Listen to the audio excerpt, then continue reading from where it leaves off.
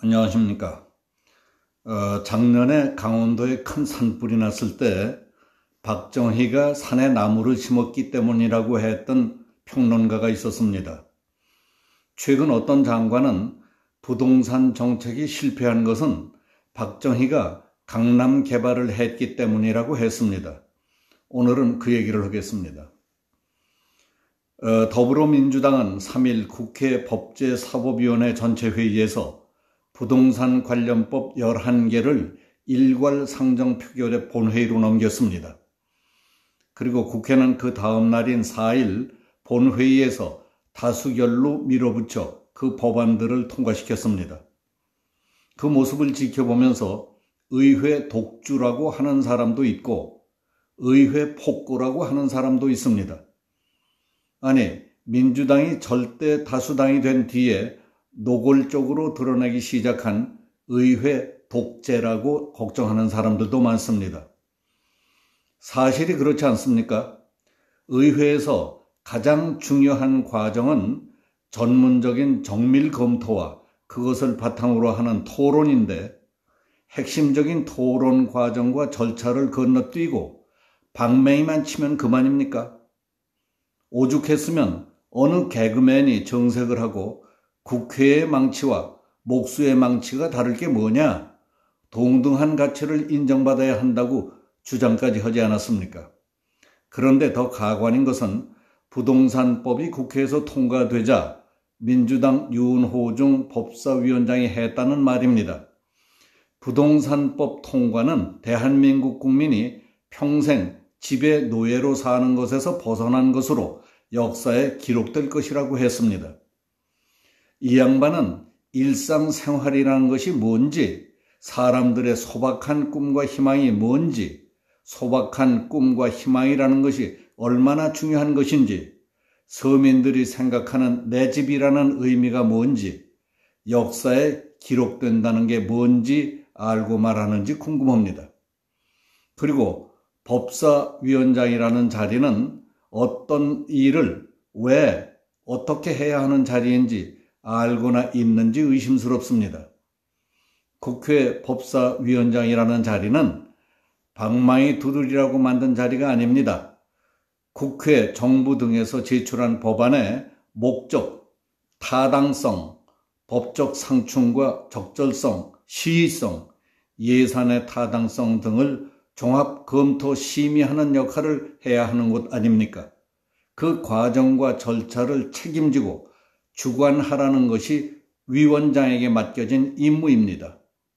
국회, 정부 등에서 법안 하나 넘깁니다 하면 자세히 들여다볼 것도 없고 심의, 검토, 토론할 것도 없이 스크램 짜고 방맹이 두드리면 그만입니까? 중학생들이 럭비를 해도 무조건 스크램만 짜지는 않습니다.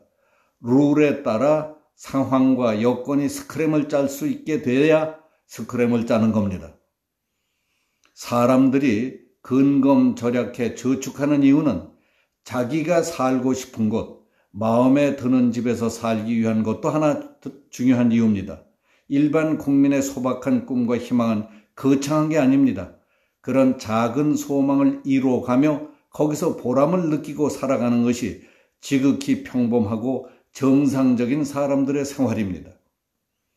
법사위원들, 아니 국회의원들은 국회에서 통과된 부동산 관련 법들을 모두 자세히 읽어보고 충분히 납득이 되던가요? 그리고 욕을 먹더라도 많은 국민들이 반대를 하더라도 꼭 통과시켜야 되겠다는 확신이 서던가요? 아마 읽어보지도 않은 분들이 많으실 겁니다. 현행 최고 3.2%인 종합부동산세율은 6%로 2배, 1년 미만 보유한 주택의 양도세율은 최고 72%까지 높아지게 됐습니다. 주택을 취득할 경우에는 취득세율이 현행 1 내지 4%에서 2주택이면 8%, 3주택 이상이 될 때에는 12%를 내야 합니다. 주택을 팔지 않고 증여하면 세율이 현행 3.5%에서 최고 12%로 인상됩니다. 주택을 살 때, 팔 때, 그냥 갖고 있을 때 그리고 증여할 때 내는 모든 세금이 2배, 3배 이상 늘게 돼 있습니다. 주택 임대 사업자에게 주는 세제 혜택은 사라지고 재건축 사업으로 발생한 이익은 국가에 환수됩니다. 이에 대해 국민적 조세 저항 운동이 일어나고 있습니다. 열린민주당 김진애 원내대표는 본회의에서 고가 아파트에 살고 부동산 값이 올라도 문제없다. 세금만 열심히 내라고 했습니다. 기막힌 일입니다. 세금이 몇 배씩 치솟고 국민적 조세 서항이 확산되려는 판에 이게 말이 됩니까? 그 발언에 대한 논란이 자꾸 커지자 김진애 의원은 국민을 향한 발언이 아니라 미래통합당을 향한 발언이었다고 둘러댔습니다.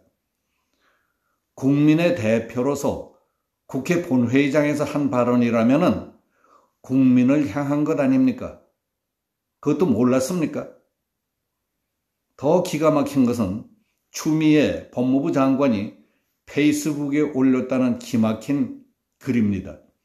최근 부동산 정책의 실패는 박정희 개발 독재로 서울 한강변과 강남 택지 개발을 하면서 부패 권력과 재벌이 유착해 땅 장사를 하고 금융권을 끌어들였기 때문이었다는 주장이었습니다. 이 말을 들으며 작년 4월 강원도에 큰 산불이 났을 때 평론가 김갑수라는 사람이 강원도 산불은 알고 보면 박정희 때문이라고 한 말이 생각이 나서 한참 웃었습니다. 그는 산은 원래 흙으로 된 민둥산인데 산에 누가 나무를 심었습니까? 알고 보면 박정희 군사 독재 시절 새마을 운동 때문이라고 해서 화제가 됐었습니다. 소위 좌파라고 하는 이들은 사고방식의 기본 틀부터 많이 왜곡돼 있어서 매사에 상식을 크게 초월합니다.